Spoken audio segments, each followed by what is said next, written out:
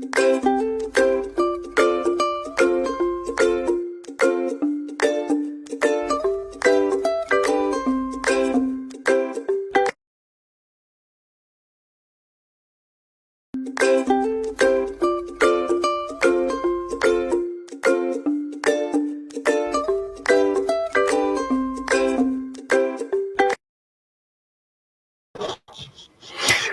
¿cómo están? Buenos días, Distrito 10. Estamos desde el comando de la candidatura, tratando de seguir adelante con este trabajo, con mucha fuerza, con muchas ganas, virado completamente el escenario hacia un escenario indoor.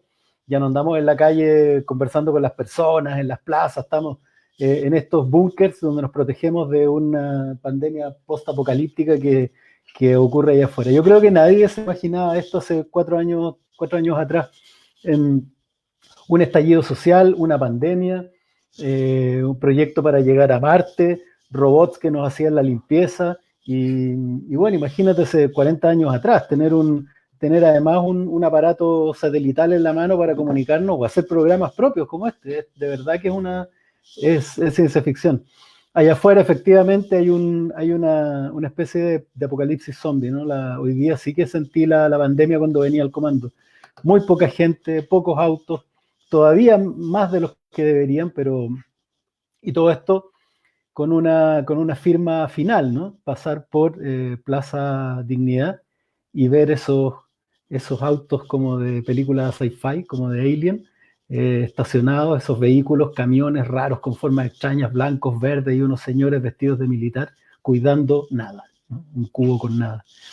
Vamos a hablar hoy día de un tema que nos toca, que nos duele, un tema que ha estado en la palestra desde hace ya demasiados años, algo que no debería estar ocurriendo en ningún lugar del mundo. Vamos a hablar de los problemas y de los dramas que tiene la infancia en nuestro país. Todos escuchamos hace una semana atrás esos gritos de dolor terribles de un niño en un centro del Sename, y cada cierto tiempo esos gritos aparecen de nuevo. Vamos a invitar ahora a Andrea Aranguis a conversar con nosotros. No sé si, Egidio, tírame en pantalla a Andrea. Quiero comenzar a conversar con ella. Hola Andrea, ¿cómo estás? Hola Jorge, ¿bien y tú? Muy bien, Andrea, para nuestros escuchas, es directora de la Sala Cuna de la Asociación Chilena de Seguridad y es una vecina de la comuna de Macul. Hay que insistir que este programa se trata de los verdaderos protagonistas del proceso constituyente. Ustedes, ¿no? Los vecinos, las personas, los trabajadores. Así que feliz de estar conversando contigo, Andrea. Cuando hablamos de infancia, tú como directora de Sala Cuna, que debes ver a diario jornadas laborales, que las jornadas laborales de los papás y de las mamás son incompatibles con el cuidado de los hijos. Hay un tremendo drama hoy día que tiene que ver con la productividad. Un gobierno que está súper preocupado de echar a andar el país, como que quiere tirar a todos los cabros chicos a las guarderías, a las escuelas, ¿no? Para que los papás vayan a producir, pues, ¿no? Como que de pronto no importa mucho si hay pandemia o no. ¿Cuál tú ves en la reducción de la jornada laboral una medida a favor de la infancia? ¿Cómo ha vivido el niño, la niña, las guaguas este periodo de pandemia? Mira, acá hay varios factores. Yo, escuchándote lo que decías tú, como ir camino al comando, sabes que a mí me pasó algo súper curioso ayer, que es ir de regreso a mi casa y ver no hay nada más chocante que ver las plazas cerradas, ver las plazas Sí, claro. amarradas con estas winchas de seguridad y decir, oye, se cerró la infancia. Es como que te da un dolor decir qué pena que los niños no pueden jugar, no pueden salir, Mm. no hay espacios para ellos. Y la pandemia sin duda ha traído ese dolor hacia los niños porque estamos coartando su desarrollo. Hay temas emocionales, sociales, afectivos que tienen un quiebre. Sin duda, pensamos, claro, los niños que hoy día tienen un espacio en sus hogares para poder desarrollarse, no lo han vivido tan duro. Pero ¿qué pasa con esos Claro. niños que viven hacinados, ¿cierto?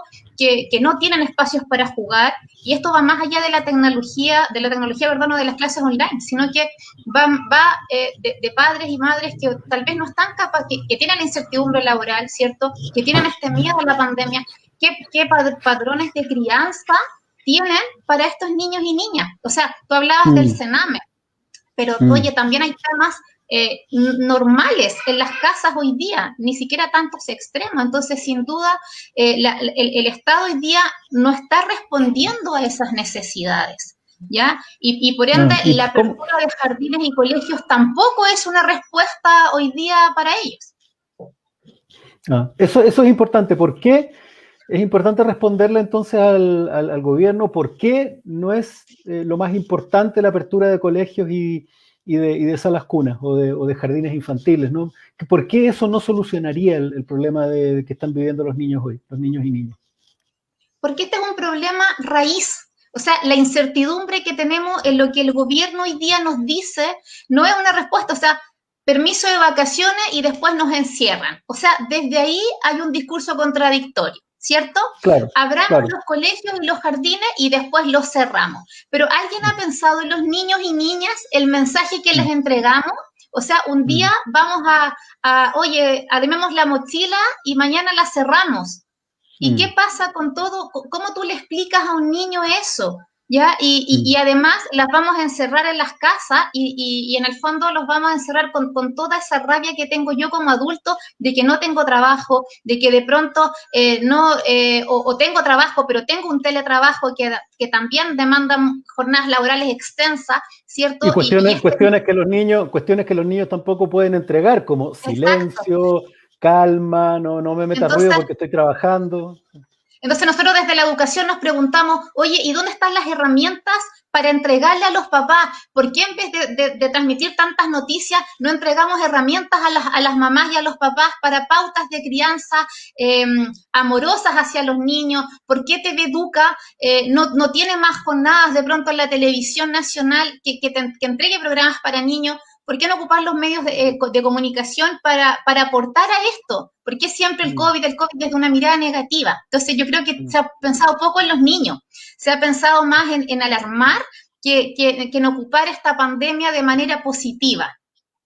¿Y tú qué harías, por ejemplo, cuáles serían unos buenos tips para la autoridad? Porque es cierto, el niño no trae sueldo, ni se le acaba el sueldo, ni paga las cuentas, no hay nada de estas cuestiones que parecen ser las prioritarias, ¿no? Oye, si lo que necesitamos hoy día es plata para pagar las cosas. Y curiosamente los niños parecen estar un poquitito en la casa, como que incluso un poco más abajo de las mascotas. Yo lo he visto a veces, ¿no? Jorge, ¿tú te has pensado, ¿ha habido alguna caja de útiles escolares para los niños, por ejemplo? ¿Ha habido libros, ha habido libros de cuentos para los niños? ¿Alguien ha pensado en eso? Qué bonito sería que la caja de mercadería habría incluido cuentos para niños, lápices para pintar, blog de dibujo. Exacto. Nadie pensó en eso. Entonces, a eso voy. Tenemos niños encerrados, pero no tenemos herramientas para desarrollar su creatividad y su imaginación en tiempos de pandemia. Más allá de la tecnología, todos reclamamos que, oye, no hay internet, ya, perfecto, pero tampoco hay un juego didáctico que iba en esa caja de mercadería. Entonces, yo creo que de repente nos ahogamos en un vaso de agua y tenemos herramientas más cercanas para poder contribuir. O sea, tenemos que reinventarnos, de acuerdo, pero reinventémonos con las cosas que tenemos en casa y a veces entregar herramientas, la caja de mercadería que entrega hoy día la JUNEP, que verdaderamente es un chiste, sí, convengamos en eso, pero podría entregar otras cosas, las cápsulas educativas no siempre son útiles. A veces entregar un set de material educativo desarrolla más la creatividad que una cápsula educativa, que sabemos que le metemos más y más pantalla a los niños. A eso volvamos a las raíces de desarrollar la creatividad en los niños. Es muy, muy, muy interesante lo que tú dices. Claro, una sociedad que tiene como foco la productividad, una sociedad que tiene como foco la educación como parte del desarrollo del trabajador, ¿no? Algo que te adiestra para insertarte en el proceso productivo, no considera cuestiones como el arte, el desarrollo integral, qué sé yo, la alegría, la entretención, no son cuestiones que estén consideradas, ¿no? por el modelo, y son fundamentales en la formación de un niño, no son entretención simple, es parte del desarrollo, ¿no? Pintar, dibujar, imaginarse, colorear, es parte de la formación neurológica de un chico. ¿Quién crees tú que está sufriendo más en este momento? Disculpa que te obligue a un ranking, son esas tonteras a veces, pero me interesa saber. ¿Son ¿Sabes las qué? guaguas? ¿Son los niños más chicos? ¿Son los adolescentes? Yo siento que hoy día la primera infancia tiene un ¿Mm? dolor que no se palpita, porque Ya. que no se siente, porque es un dolor ciego, porque es un dolor que hoy día nosotros no lo vemos, pero es un Mm. dolor que no nos hemos hecho cargo porque son las futuras generaciones. Y hoy día no nos estamos haciendo cargo de estos futuros niños que en el fondo mañana van a ser nuestros líderes sociales, van a ser quienes lleven nuestra sociedad. Entonces Mm. decimos, oye, ya si no importa, si son chicos, no entiendan, pero ellos van a ser los que mañana nosotros les vamos a entregar las herramientas y eso no tiene que ver con la pandemia, esto viene de muchos años atrás. O sea, la primera infancia no ha tenido en este país el reconocimiento que merece porque son los futuros agentes de la sociedad. Entonces, imagínate, hoy día no los vemos, pues ya no importa si están en la casa tranquilitos, están jugando, pero no les estamos dando la educación que es tan importante para el día de mañana. Entonces, yo creo que son las personas que más van a sufrir las consecuencias de esta pandemia, porque no tienen ni el contexto para vivir, ni las herramientas para el día de mañana poder desarrollarse. ¿Qué va a significar eventualmente para un niño de 5, 6 años, una niña de 4, 6 años, el no socializar con niños de su edad durante un año y medio, quizás? Va a ser muy, muy complejo, porque además nuestro sistema educativo no está preparado, no tiene un currículum socioemocional para responder a las necesidades actuales, entonces Ah, menos va a tener la respuesta para cargar con esta demanda que van a traer estos niños. Entonces vamos a tener como educadores que replantearnos un currículum, replantearnos una metodología para poder dar una respuesta asertiva a estos niños y niñas para poder en el fondo apoyarlos en esta mirada de futuro. Va a oye, ser una responsabilidad de los educadores también, un cuestionarse. No podemos seguir con sí. el mismo modelo, sin duda que no. Oye, ¿y es cierto lo que en algún momento esgrimió a la pasada el ministro Figueroa en ese afán que tenía paranoico de llevar a los niños a la escuela, cuando decía que esto agudizaba los problemas de abuso al interior de las casas? Es que aquí te vuelvo a repetir, yo creo que esto, porque el tema de los abusos es transversal en todo Mm, ámbito social, no estamos hablando sí, claro, de la clase social baja del hacinamiento, oye, esto puede estar no, para nada. pasando en la dehesa o en lo Mm, Echada, lo mismo el estrato social. Lo que pasa es que si nosotros, y aquí es la respuesta, lo que tú me decías, si nosotros no nos preocupamos de formar a estos niños, el día de mañana vamos a tener adultos que abusador, o no abusadores necesariamente, pero vamos a tener adultos que no no. están formados. Entonces, esto es un círculo vicioso. Por eso es tan importante la primera infancia. Ahora, la respuesta no está en llevar a los niños a las escuelas, la respuesta está en preocuparnos de la educación de primera infancia para que el día de mañana tengamos adultos, ¿cierto?, responsables y del proceso de formación. Buenísimo. Yo quiero invitar al panel a Osvaldo, Osvaldo Soto. No sé, Gidio, si lo tienes por ahí. El Osvaldo Soto fue exdirector de la Corporación de Asistencia Judicial y ex subsecretario de la CGCOP. Hola Osvaldo, ¿cómo estás? ¿Estás muteado? Ahí sí. Ahí Hola sí. Jorge, ¿qué tal? Hola, hola, mucho gusto, ¿cómo estás? Estábamos Bien, conversando bien.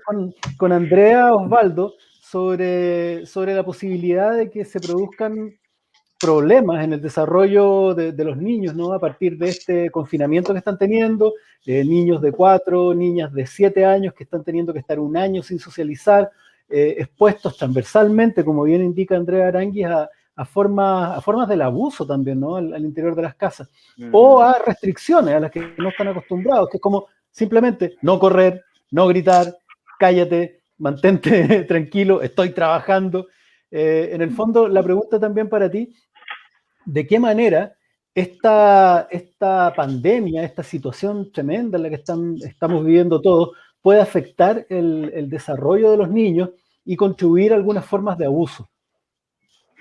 Mira, la pandemia ha sido una cuestión, como tú lo señalabas, que nos sorprendió a todos, al mundo entero, ¿ya?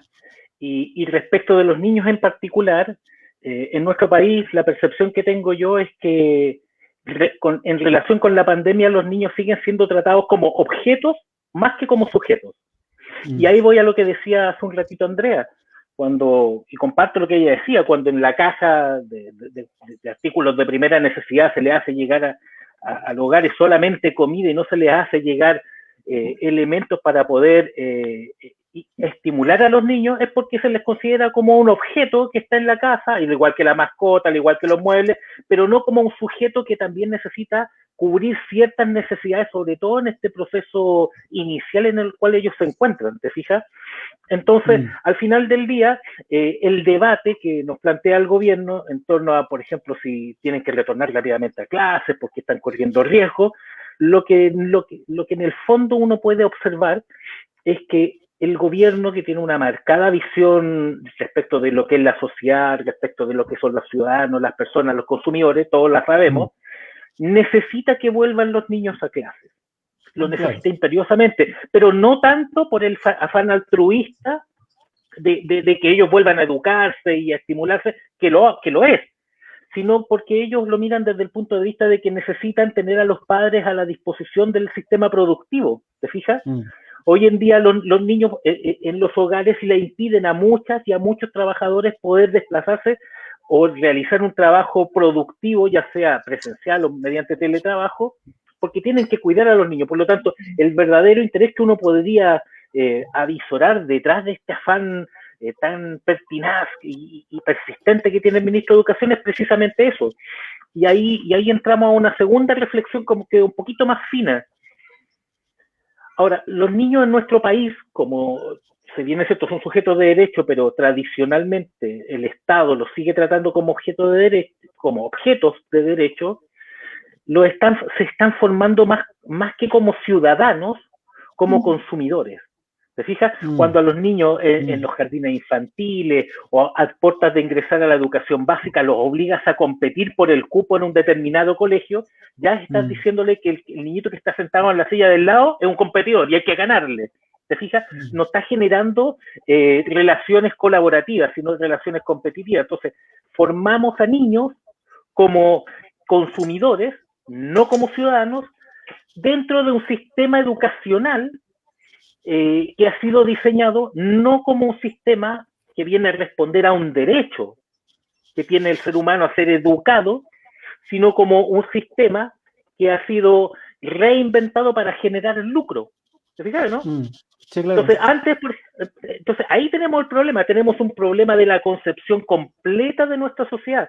Y cuando tenemos ese problema es que se nos complica dónde dejamos a los niños sujetos de derecho.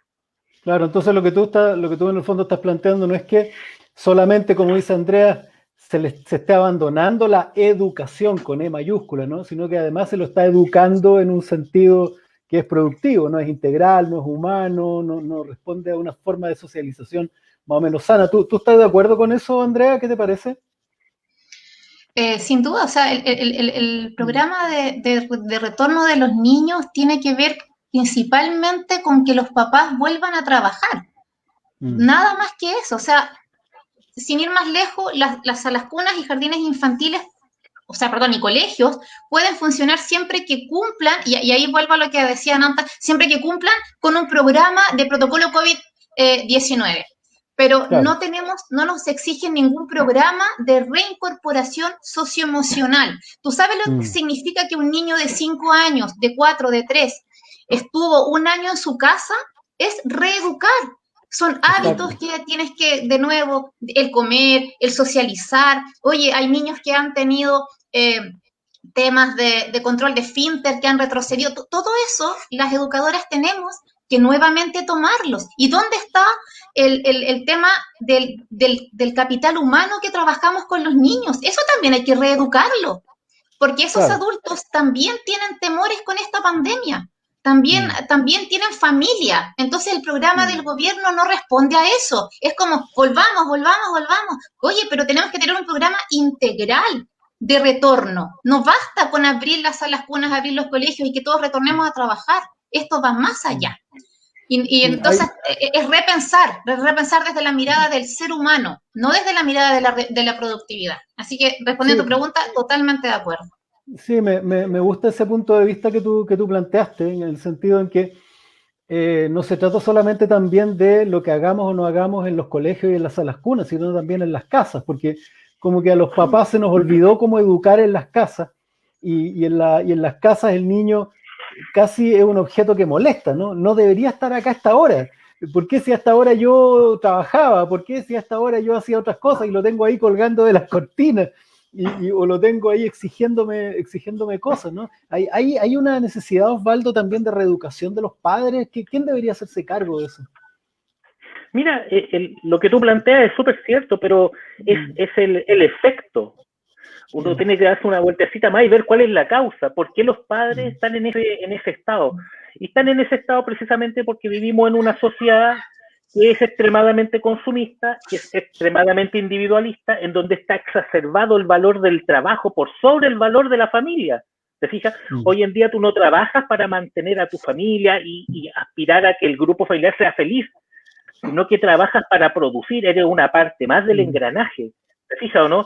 Entonces, el proceso de reeducación tiene que ser un proceso de reeducación integral, en donde evidentemente los padres vayan pasando del foco de ser entes productivos que tienen que producir en la casa, en el trabajo, en el trayecto del trabajo, sino que reconocerse a sí mismo como entes educadores de sus hijos, los primeros formadores.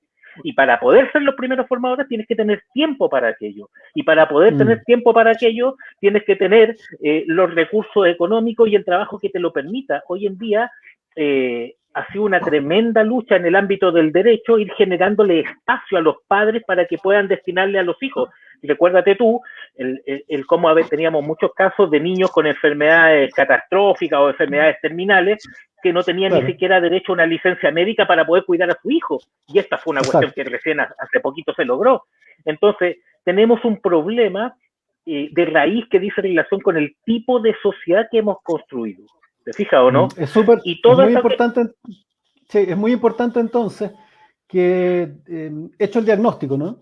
Hay un modelo de sociedad que nos impulsa a la producción, que hace que nos olvidemos de los niños, que los consideremos un objeto, que los eduquemos en la misma dirección.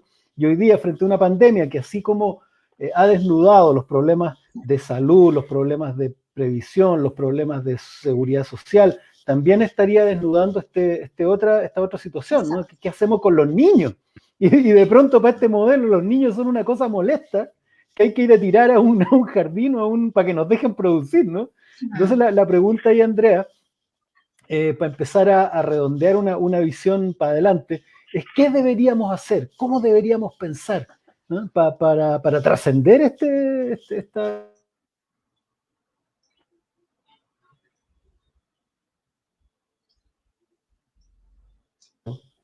¿Aló? Se quedó pegado. Ahí sí. Se nos pegó todo. ¿Tú estás usando tu celular? Ahí sí. ¿Ya va? Ahí sí. Ahora sí. ¿Acá?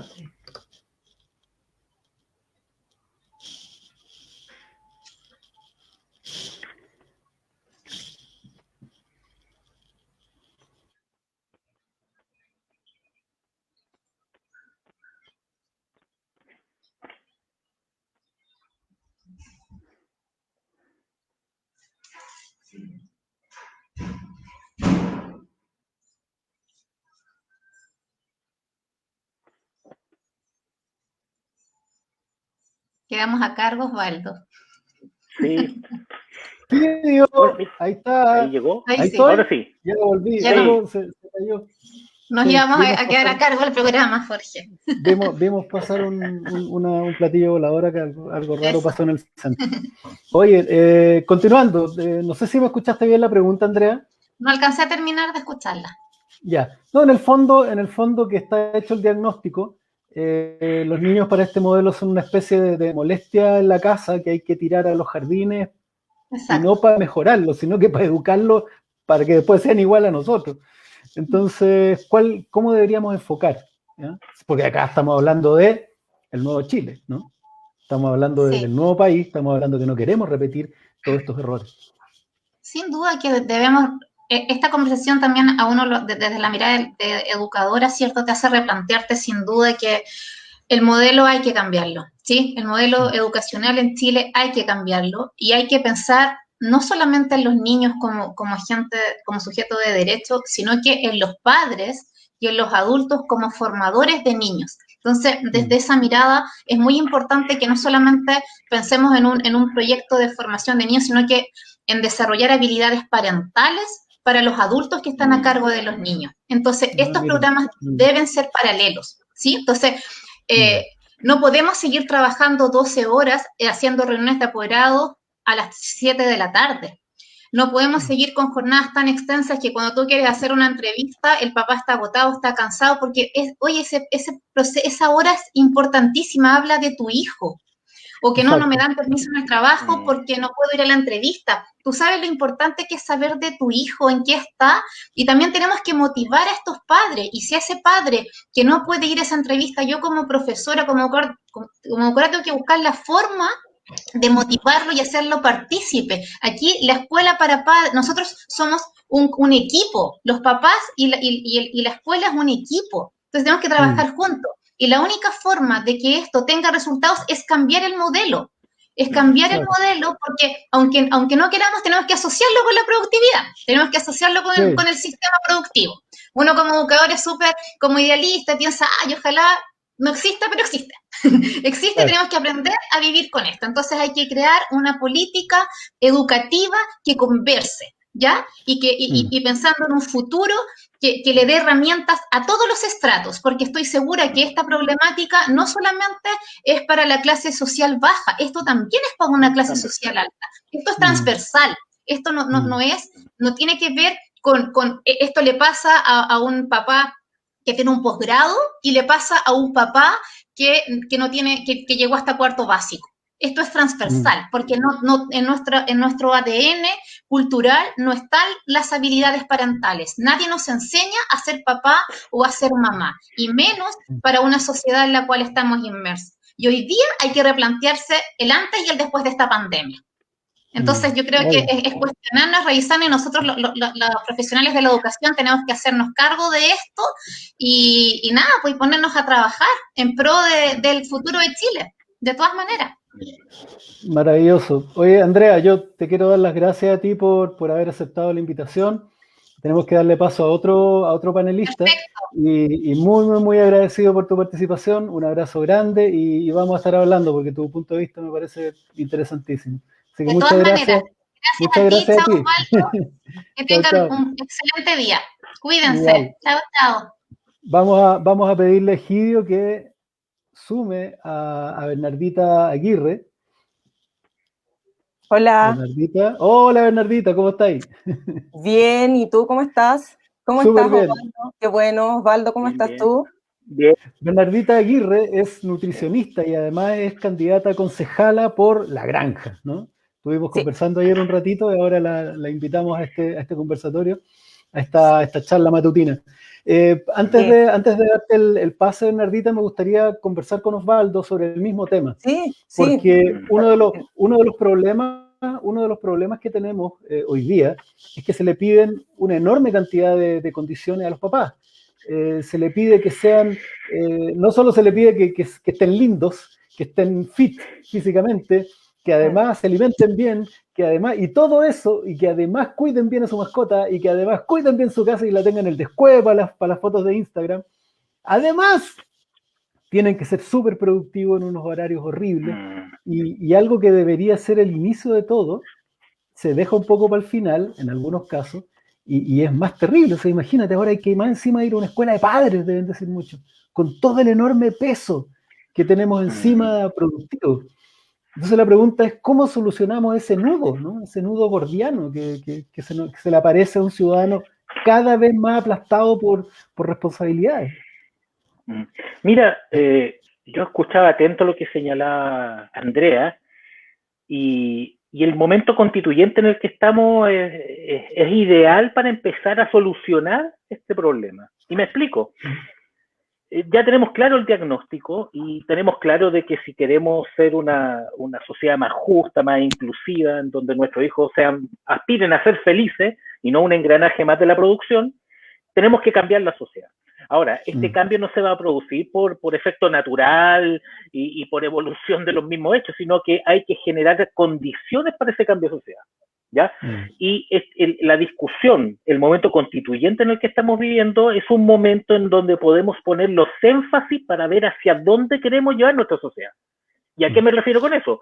Por ejemplo, si queremos dejar como sociedad de ver a los niños como objetos y los queremos considerar realmente como sujetos de derecho, bueno, nos tenemos que preocupar en este momento constituyente de que todos aquellos derechos que tienen los niños en virtud de la Convención sobre los Derechos del Niño, que lo suscribió Chile en los 90, estén en la Carta Fundamental, expresos, como ocurre en varias constituciones de Latinoamérica y del mundo. ¿Por qué? Porque hoy en día con esta Constitución del 80, todos esos derechos entran por la ventana, ¿te fijas o no?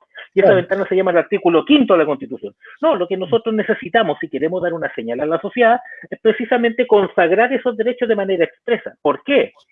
Cuando tú los consagras de manera expresa y con la importancia y la relevancia que tiene, necesariamente tienes que ir ordenando los otros factores que te definen una sociedad. Es decir, tienes que definir la educación ya no como un bien de consumo, sino que como un derecho, ¿te fijas o no? Y cuando tú ya defines la educación como un derecho, el efecto inmediato que se genera en las legislaciones es que tiene que salir esta visión del rol subsidiario del Estado, ¿ya? Exacto. Sino que el Estado tiene que entrar a formar parte de un rol activo. Y evidentemente cuando los derechos de los niños están garantizados, tener una relación con los padres, ser educados por ellos, etcétera, evidentemente el criterio productivo de la sociedad, que tiene un énfasis en esta Constitución del 80, no puede entrar en colisión con esos derechos y tiene que ajustarse. ¿Te fijas o no? Entonces, el momento constituyente es muy bueno para que hagamos esa discusión, para que nos digamos cuáles son las cosas importantes en esta sociedad. ¿Sí? Claro, en el fondo ya nadie podría cuestionar, quitarle un poquitito del tiempo productivo al papá para que se haga cargo un poco mejor de los hijos. Ya nadie podría cuestionar de la manera como se hizo, por ejemplo, la extensión del postnatal. No podrían cuestionarse con la dureza con la que se hace hoy día, porque sería un derecho constitucional que estaría quizás incluso por encima de otras cuestiones de orden más productivo. Fantástico. Correcto, ¿te fijas?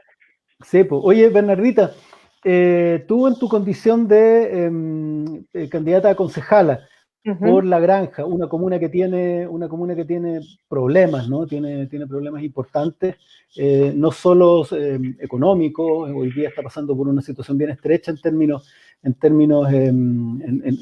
relacionados con la pandemia, sino también con esto que comentaba Andrea hace un rato atrás. Del hacinamiento, ¿no? Niños que están dentro de casas con 2 familias, 3 familias, con 8 personas. ¿Cuáles son los problemas que están viviendo ahora específicamente en el foco de un lugar como La Granja, de una comuna como La Granja, los niños durante la pandemia? Sí, mira, la comuna de La Granja es una comuna muy popular. Nosotros somos una comuna donde tenemos 122.000 habitantes aproximadamente, y casi el 9% de la población granjina se ha contagiado de COVID. Y como tú bien decías, Jorge, es una comuna muy vulnerable, muy vulnerable. Por lo tanto, la pandemia nos pegó el doble a nosotros.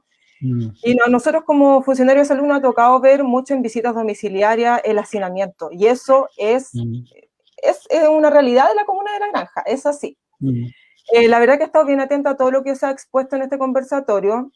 Me parece que nuestra sociedad y el gobierno están en deuda con los niños, niñas y adolescentes, y hemos sido testigos de las graves lesiones a los derechos de esto, y no tan solo de los niños, sino que también de nuestros adolescentes. Una de las líneas de trabajo, por ejemplo, de nuestra campaña tiene que ver con la calidad de vida. Ya yo como funcionaria de salud, eso obviamente a mí me llega mucho el tema de la calidad de vida. Y lo que proponemos nosotros es acercar los servicios de salud comunal a los territorios. Y dentro de esto está, por ejemplo, contar con nutricionistas en los colegios y obviamente hacer un trabajo ahí con los padres. Y como nutricionista, trabajando en un CESFA, me esfuerzo todos los días por contribuir a mejorar la calidad de vida de las pobladoras y los pobladores que se atienden en el sistema de salud municipal, que por cierto es más del 90% de la población granjina. Y pongo especial énfasis en la atención infantil, porque es ahí donde comenzamos a formar los hábitos, ¿ya? El estado nutricional claro. infantil se condice mucho con la calidad de vida que va a tener ese niño a futuro. Chile, te voy a dar un dato, Chile ha enfrentado cambios en el estado nutricional de nuestros niños y niñas. De hecho, por ejemplo, en el año 2000, Chile logró erradicar la desnutrición infantil, pero pasamos al otro extremo, ya a tener cifras alarmantes, por ejemplo, de obesidad. Claro. Y eso no tan solo en las niñas y niños, sino que también en los adultos, ¿ya? Según los datos de la JUNAEV, actualmente el 23% de los alumnos de educación básica presenta obesidad, ¿ya? Y si a eso se le incluye a aquellos que tienen sobrepeso, la cifra se dispara casi al 52%, lo que nos sitúa obviamente dentro de los lugares del ranking de obesidad infantil más grande de la región, ¿ya? Por otra parte, como país, debemos continuar evaluando las regulaciones vigentes, avanzando en programas locales de promoción de salud y, ¿por qué no, en ordenanzas municipales que protejan el ambiente alimentario comunitario? Instaurando, por ejemplo, medidas poblacionales que contribuyan a mejorar la subvención de frutas, por ejemplo, de verduras, de pescados, impuestos a los alimentos no saludables, promover el consumo de alimentos naturales, aumentando la disponibilidad, por ejemplo, de nuestras ferias libres, ya también hacer trabajo de campaña en medios masivos. Y obviamente todo... Dímelo. Y ¿qué sientes tú que falta en la capacidad que tienen hoy día los municipios para que puedan desempeñarse de mejor manera con la infancia? ¿Hay algún aspecto que tú, por ejemplo, te gustaría ver en la nueva Constitución? ¿Mejor administración de los recursos municipales? ¿Acceso a más presupuesto? Sí, claramente una mejor distribución. Ahora, por ejemplo, yo te voy a poner un caso súper específico. Hace un tiempo atrás se dio un estudio donde decía que casi el 50% de la población chilena aumentó de peso en la pandemia, ¿ya? Y eso es así. Entonces ahí, por ejemplo, falta mucha educación. ¿Y dónde podemos encontrar la educación? En los CESFAM, ¿ya? Pero yo siento que hay que cambiar, hay que hacer un cambio de chip, hay que cambiar el sistema o quizá hay que modificarlo, porque nosotros los SFAM muchas veces tenemos 20 minutos para atender a un niño. Entonces, ¿qué haces en 20 minutos? Imagínate, tienes que hacer una anamnesis, tienes que pesar, medir, hacer la evaluación antropométricas y además la educación. Y la educación son 5 minutos y en 5 minutos tú no educas a los pacientes, ¿ya? No, claro, y a eso imagínate que se le suma que tú tienes que atender al paciente si llega atrasado, tienes que esperar 10 minutos. Entonces, si tienes 20 minutos, obviamente vas a tener ya ahí un tiempo de solamente 10 minutos en hacer todo lo que tenemos que hacer, ¿ya? Oye, y con respecto a los padres, porque a veces, como comentaba Osvaldo y Andrea, ¿no? Se nos olvida que estos niños están al cuidado de sus padres, y eso a veces nos tienen las herramientas para desempeñarse de mejor manera. ¿Hay algo que tú tengas visto con respecto a eso? Porque claro, en las escuelas están las escuelas para padres y hay intentos de acercarlos, pero los papás son bien reticentes, somos bien reticentes, ¿no? Sí, pero mira, yo más que nada, yo siempre voy al tema de la educación, como mencioné anteriormente, y dónde podemos educar. ¿Y dónde podemos educar? Principalmente en los colegios, por eso yo te digo que acercar los servicios municipales, tener nutricionistas en los colegios es fundamental, y en los CESFAM, es donde gran parte de la población granjina va a los CESFAM, es la puerta de entrada a la salud de muchas personas. Sumado al tema de la alimentación saludable, estas políticas, por ejemplo, de alimentación y programas en el ámbito alimentario deberían complementarse siempre con otras semejantes que tengan que ver con la actividad física, ¿ya? Ahí también se debe hacer cambios estructurales que faciliten a las personas la práctica habitual del ejercicio. Por ejemplo, se podría incluir en espacios como los lugares de trabajo, los establecimientos educacionales, en los barrios. Ya nosotros acá en la comuna de La Granja tenemos muchas canchas de fútbol, tenemos también espacios para que los adolescentes hagan calistenia, y yo como futura concejala también voy a promover mucho más esos espacios, promover la vida de barrio que actualmente ya la tenemos bien erradicada. Y para terminar, Jorge, quisiera hacer un llamado a todos los que podemos contribuir a mejorar las condiciones de vida de nuestros niños, niñas, niñes y adolescentes. Y tú, Jorge, como futuro constituyente, sabemos que los primeros años de la vida son fundamentales para el desarrollo integral de la persona, y define la capacidad de estos para ser ciudadanos y ciudadanas saludables. Así que yo agradezco inmensamente visibilizar estos temas que son tan importantes y necesito que sean prioridad para construir un país mucho más justo. Lo van a hacer, sí, sin duda lo van a hacer. Dale, Osvaldo, dime. Mira, sobre el punto, yo trabajé un tiempo en Sename, al término del gobierno de la presidenta Bachelet, y escuchando a Bernardita, se me viene a la cabeza que el gran problema que tenemos respecto de la infancia, llámese la infancia vulnerada, la que es atendida por Sename, como el resto de los niños, es la plata, así, la dura, es la plata que le destina al Estado a las niñas, a los niños y adolescentes en este país. Así, corta.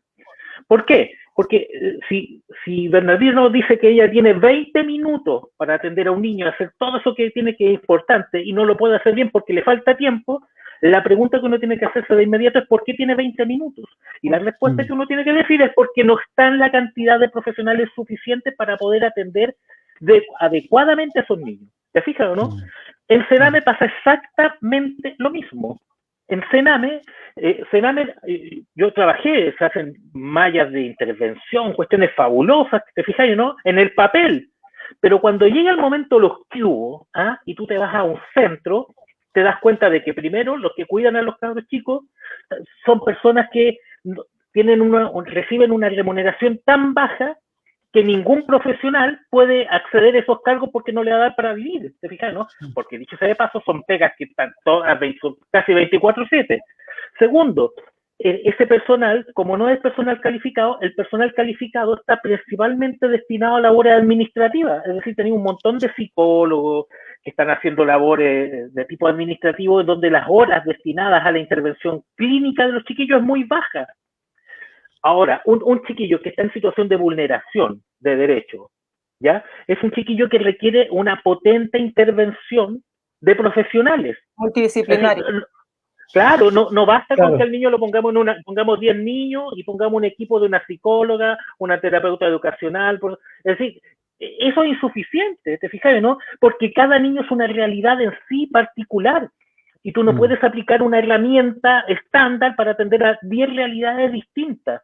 Por lo tanto, al final del día, estas cuestiones se caen porque no le ponen las lucas que se necesita para la cantidad de profesionales que tú tienes que tener.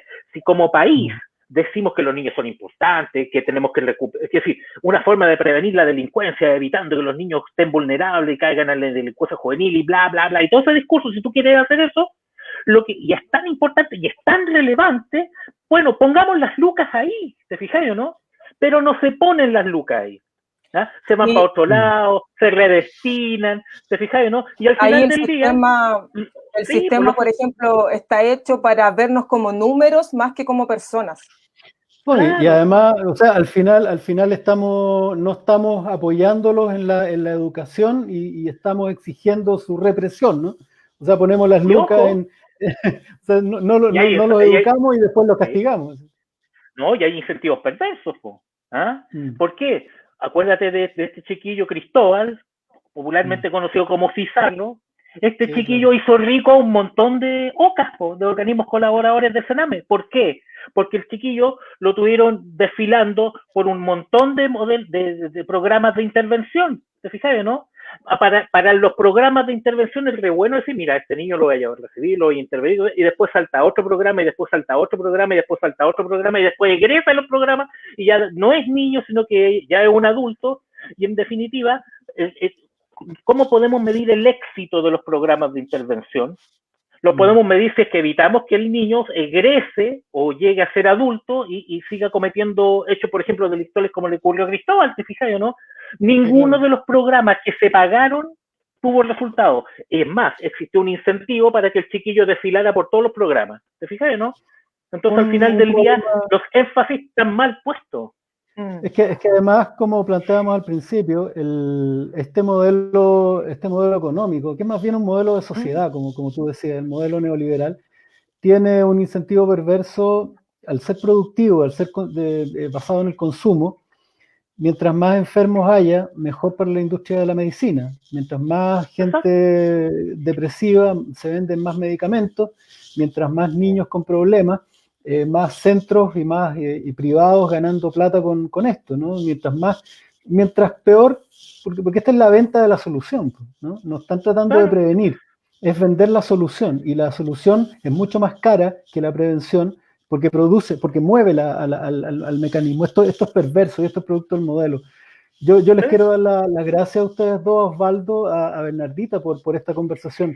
Y estoy completamente de acuerdo.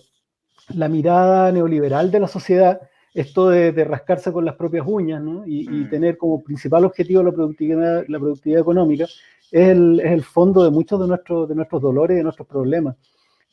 Como los papás tienen que producir, como los papás tienen que estar en la máquina productiva, los niños terminan convertidos en una molestia, como dices tú, en un objeto que tiene que estar tranquilo en la casa, porque yo pago un lugar donde pueda correr y sacarse la mugre y estudiar. Entonces, ¿por qué tengo yo que preocuparme? Se produce una desafección entre padre e hijo. Además, la cantidad de necesidades que surgen, oportunidades le llaman los empresarios, ¿no?, en torno a los niños, hace que hoy día, como dicen las tías, un kilo de guagua sea espantosamente caro, ¿no? Porque tú, al tener que pagar todo, al tener que pagar absolutamente todo, y el niño no tener derechos, ¿no?, a educación gratuita y de calidad, a tener, qué sé yo, educación, o sea, salud gratuita y de calidad, terminan convertidos por esta sociedad en un cacho muy caro. Y cada día más jóvenes están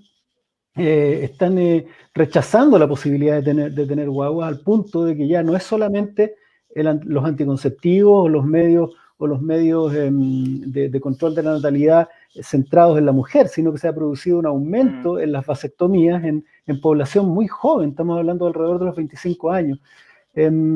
Esta tiene que ser una sociedad más inclusiva, donde los niños no sean un estorbo, y eso solamente se hace con una visión estratégica de sociedad, donde tú entiendes que el niño de hoy día es el líder del mañana, como dijo Bernardita, y que si queremos una mejor sociedad mañana, tenemos que tener unos mejores niños hoy. Yo estoy cada día se confirma que esta es una enorme oportunidad, como dijiste tú, Osvaldo, de cambiar y de reorientar una sociedad que está centrada en la producción y en el consumo, y orientar esta constitución y este país en el cuidado y en la felicidad de las personas. No tiene sentido acumular bienes si no tenemos personas felices que los utilicen, ¿no? Entonces, y ojo, tenemos que hacerlo, porque si nos hacemos los lesos y miramos para el lado y dejamos pasar el modelo, el instante constituyente, y seguimos con lo mismo, esta cuestión va a estallar.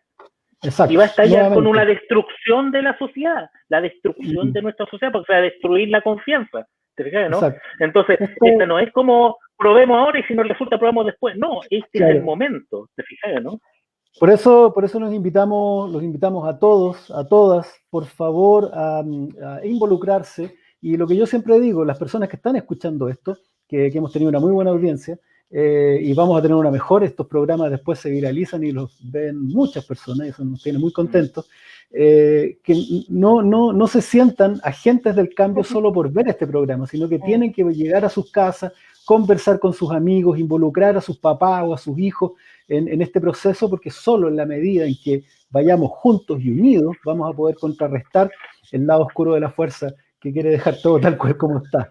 Así que y una cosita, sí, que la gente que nos escucha no vote por eslogan, que escuche propuestas, porque hoy en día tenemos un montón de gallos que se presentan de constituyentes y mujeres y nos cuentan eslogan, y durante mucho tiempo no cambiaron nada. Oye, hay gente que cae por el tema de los eslogans, así que es importante el llamado que tú haces.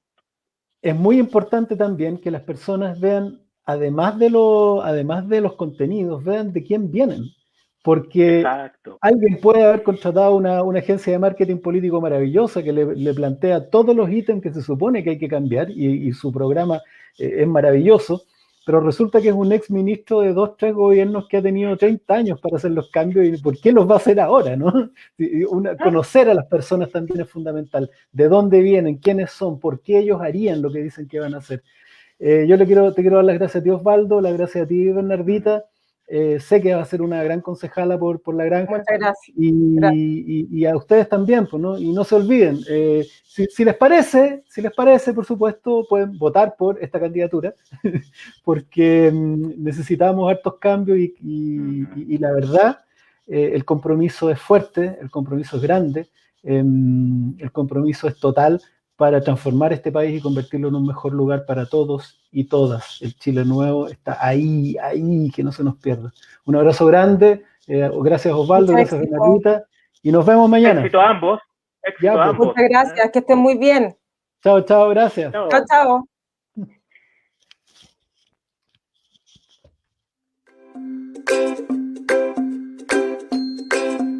Jorge Baradit, constituyente.